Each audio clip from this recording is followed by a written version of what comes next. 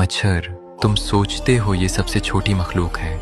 गलत। कुरान ने 1400 साल पहले बताया मच्छर के ऊपर भी कुछ बैठा है, और जब साइंटिस्ट्स ने इलेक्ट्रॉन माइक्रोस्कोप से देखा तो उनके होश उड़ गए। सूरह अल-बकरा आयत नंबर 26 अल्लाह फरमाता है, अल्लाह इस बात से नहीं शर्माता कि मच्छर की मिसाल दे या उससे फमा फौकहा। अब ये लफ्ज फमा फौकहा, उसमें पूरी कहानी है। उसके दो मतलब हैं, एक उससे भी छोटी चीज, दूसरा लफ्जी मतलब उसके ऊपर जो है, यानी मच्छर के ऊपर बैठी हुई चीज। 1400 साल पहले किसी को मालूम नहीं था मच्छर के ऊपर कोई चीज हो भी सकती है, क्योंकि मच्छर तो खुद इतना छोटा है कि लोग सोचते थे इससे छोटा कुछ है ही नहीं। लेकिन पहले ये समझो मच्छर खुद कितना अजीब है। मच्छर के सर में थर्मल सेंसर है जो इंसानी जिस्म की गर्मी 5 किलोमीटर दूर से महसूस कर सकता है। और सबसे अजीब, सिर्फ मादा मच्छर खून चूसती है, नर मच्छर फूलों का रस पीता है। ये सब एक मच्छर में है। लेकिन कुरान ने कहा मच्छर से भी ऊपर कुछ है, तो वो क्या है? 2018 में वायरोलॉजी जर्नल ने एक तहकीक शाया की। साइंसदानों ने मच्छर को इलेक्ट्रॉन माइक्रोस्कोप के नीचे रखा और देखा, और जो देखा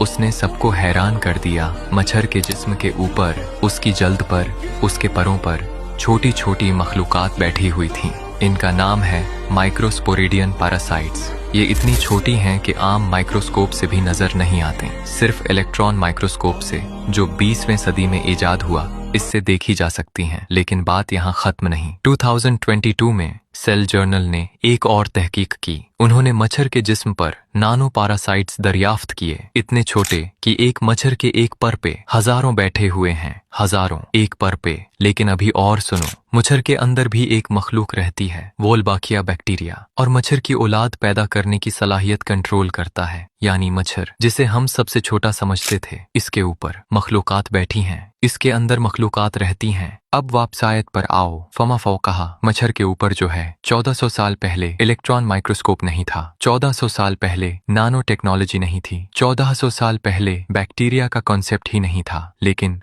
कुरान ने कहा मच्छर के ऊपर भी कुछ है।